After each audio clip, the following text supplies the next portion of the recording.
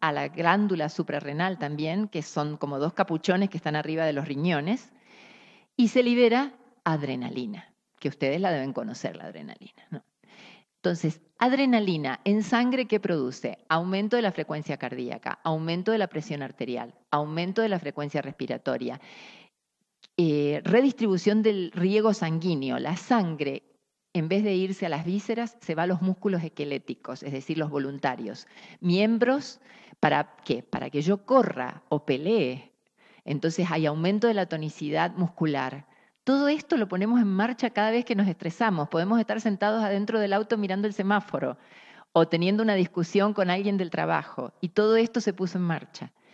Y por otro lado, el cortisol actúa sobre el sistema de defensas, haciendo que disminuya la producción de glóbulos blancos específicos para los mecanismos de defensa.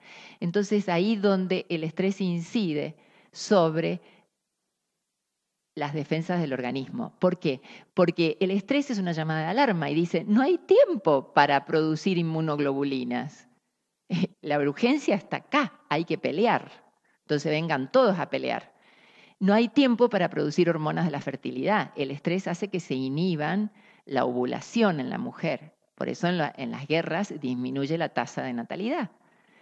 No hay tiempo para otras elaboraciones mentales. La atención se focaliza, visión en túnel, ¿dónde está la puerta de salida? Tengo que escapar, no veo alrededor. ¿Sí? Entonces el estrés lo que está haciendo es preservarme a mí como organismo vivo, pero no está haciendo que me fije en todos mis semejantes. Esto es muy interesante de tener en cuenta, ¿no? Porque nuestra sociedad ha hecho un uso excedido y desmesurado de la respuesta de adaptación, o sea, del estrés. Vamos a la próxima. Entonces, aquí están los síntomas que hablábamos recién, cómo uno se puede dar cuenta que está entrando en situación de estrés, ¿sí? La actitud expectante y el estado de alerta general son muy útiles. Y entonces, si yo voy a rendir un examen, está muy bueno estar en estado, con todas las antenas paradas, como dice uno, ¿no? Ahora, hay un límite muy tenue entre una cosa y otra, desde esta actitud expectante a una situación en que lo único que veo es la puerta y quiero irme por allí lo antes posible de la situación, ¿sí? Eso es muy diferente. Pasamos a la siguiente. Esto sería el eustrés, entonces, la primera parte de la curva. Ahora, cuando se estudia el rendimiento de una persona o la respuesta de un organismo humano al impacto del estrés, encontramos que hay una primera fase, que es esta, donde aparece lo que llamamos la tensión saludable. El individuo se vuelve más productivo, busca alternativas de solución de problemas más rápido, es como más efectivo en ese primer momento. Ahora, si el estímulo se sigue manteniendo en el tiempo, ¿no? Se sigue manteniendo en el tiempo, el rendimiento puede aumentar un poco más hasta que entra en una fase de resistencia o meseta, donde ya no produce mucho cambio. Y sí empieza a generar lo que se llama luego la fase de cansancio o extenuación hasta el colapso. Ese paso de una cosa a otra, esta curva puede ser diferente para cada persona. Hay personas que en la resistencia se mantienen mucho más tiempo, ¿no? Este pasaje está indicado por síntomas que son fáciles de leer, y es el error y el accidente. Cuando yo empiezo a tener errores en mi trabajo o tengo accidentes en mi vida, estoy entrando en una fase de extenuación. Y seguramente si voy al médico y empiezo a dosarme, veo glóbulos blancos, veo cómo está mi parte hormonal, voy a encontrar que están varias cosas alteradas, si las busco finamente, ¿no? Cuando decimos colapso, el estrés puede llevar a la muerte por un colapso de todas las funciones que habitualmente mantienen el equilibrio de la salud en el cuerpo, ¿sí? Haciendo que disminuya la defensa, el sistema inmunológico, y entonces estamos proclive a todo tipo de enfermedades. Muy bien. Cuando uno está en situación de estrés durante mucho tiempo, o aquí entran las variables personales, puede ser no mucho tiempo para algunas personas, ¿no? Esto tiene que ver con la habilidad individual, ¿no? Entonces hay algunos que entran en distrés rápidamente. Sucede que los procesos mentales se ven alterados y uno ya no es tan efectivo y entonces no evalúa todas las variables, como les decía, la visión en túnel, focalizada. Y entonces al tener visión en túnel me pierdo de evaluar otras variables y genero accidentes. Por eso es tan importante el dosaje de estrés en los pilotos de los aviones, porque tienen que poder tener justamente una visión amplia para evaluar diferentes posibilidades de decisión.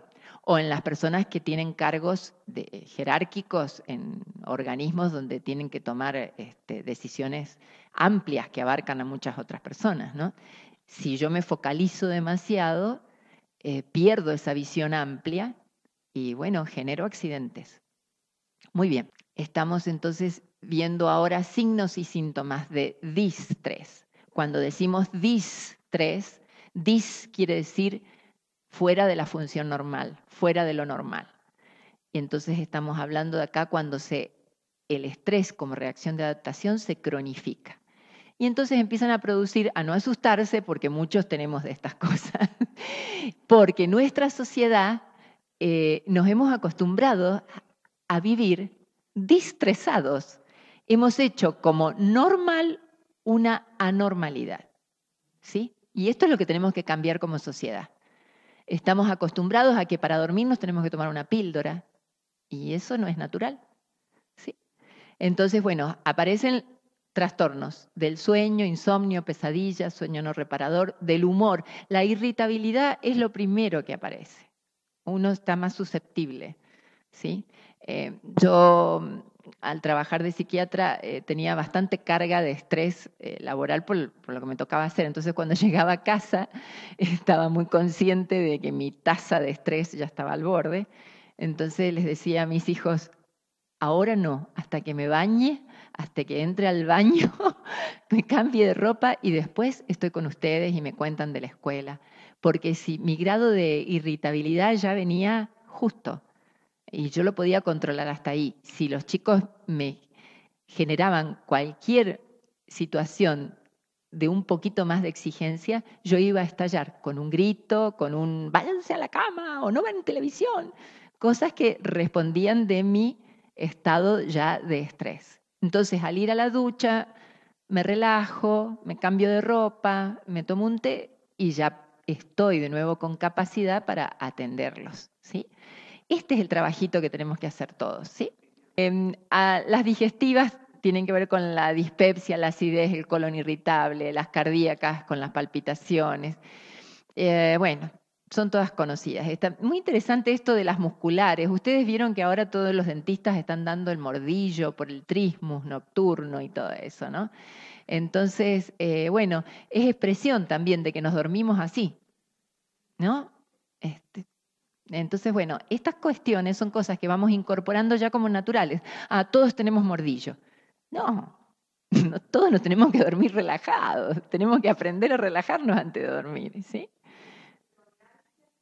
La fibromialgia. Bueno, las situaciones de distrés lo que hacen es como abrir la puerta a una serie de patologías que puede ser, aumenta la respuesta, digamos, alérgica. Entonces aumenta la psoriasis, la posibilidad del asma, de tener diabetes, porque se altera el sistema de equilibrio normal del organismo, ¿sí?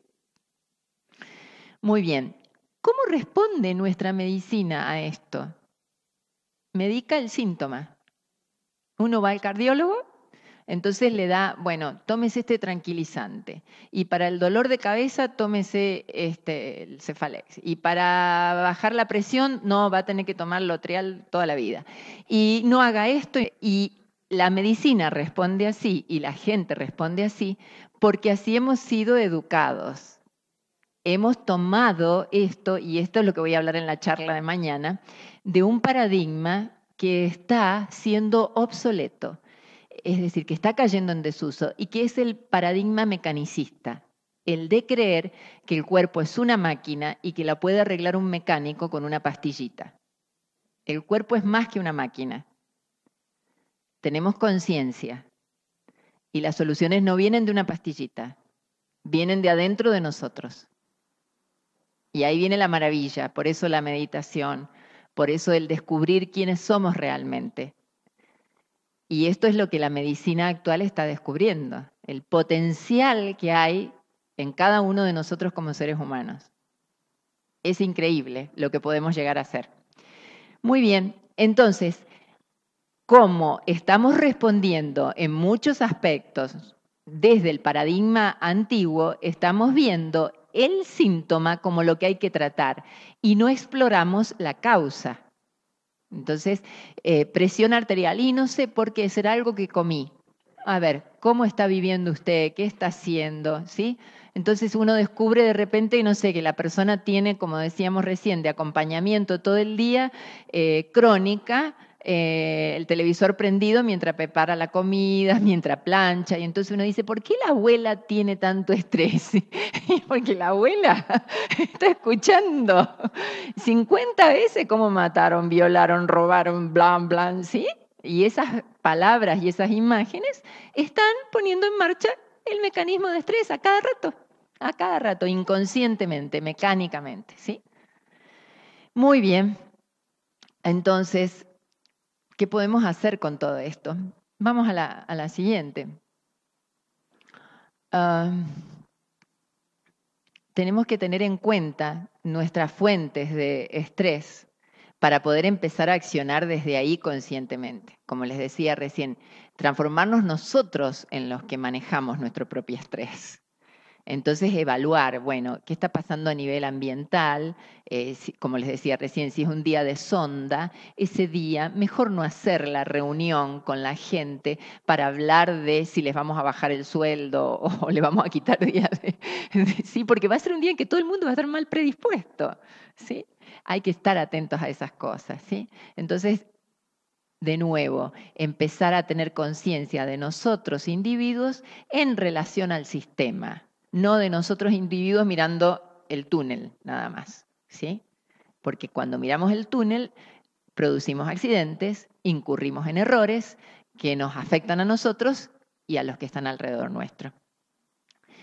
Entonces, cuando hablamos del estrés laboral, podemos ver que empiezan a aparecer aquí distintas áreas dentro del trabajo que, bueno, que tienen que ver con, bueno, la forma en que está estructurado el trabajo.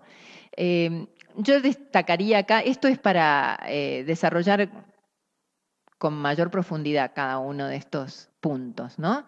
Pero en esta charla a mí me gustaría destacar sobre todo la parte que tiene que ver con estilos de comportamientos, que eso tiene que ver con la capacidad de cada individuo, de cómo se adapta a las circunstancias. Y eso es sobre lo que tenemos que empezar a trabajar arduamente, individualmente y organizacionalmente, para que los individuos puedan tener mejor capacidad para resolver los problemas y mejores respuestas al estrés, ¿sí? No porque sean aguantadores de estrés, sino que sean justamente conscientes de cuándo están en estrés para poder salir y no hacer un sobreuso de esta reacción de adaptación. Y los factores no relacionados con el trabajo, que tienen que ver, bueno, con lo contextual, con lo más amplio, ¿sí? También son otros factores que inciden en nosotros y en los cuales nosotros incidimos, porque somos parte de una sociedad. A veces decimos, ¿y eso qué tiene que ver conmigo? Todo tiene que ver con nosotros. Entonces, a estar atentos a lo que está pasando más allá, porque aunque yo no viva en ese barrio, aunque no esté pasando en mi casa, es parte del tejido social y de una manera u de otra va a incidir sobre mí.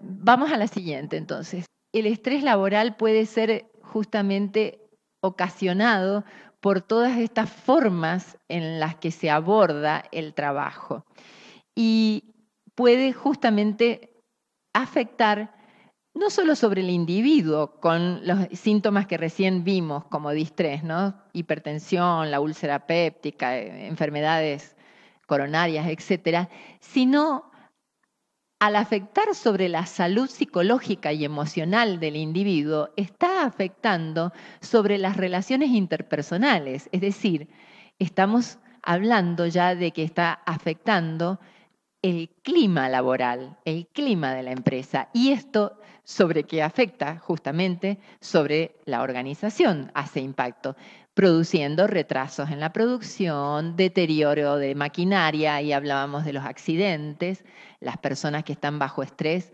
pueden producir deterioro en el equipo, demora en las entregas, insatisfacción del cliente y, miren esto, pérdida de la fidelidad. Y esto es algo muy importante. Cuando un individuo ya no se siente parte de una empresa, empieza a hacer algo que está fuera de esa empresa y es un factor de disrupción. Entonces, como líderes de empresas o de organizaciones, hay que asegurarse este sentido de pertenencia y de fidelidad de los que forman esa organización. ¿A través de qué? A través de la participación continua en todos los procesos. Y acá viene otra forma de ver la realidad y el organigrama de una empresa. Venimos de la organización piramidal. Eso es el viejo paradigma. El jefe allá arriba y los estratos inferiores aquí abajo, los intermedios haciendo de colchón.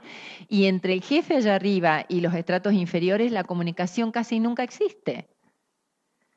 Entonces, esa no es la forma de que alguien se sienta parte de un proyecto, parte de una empresa, parte de una organización.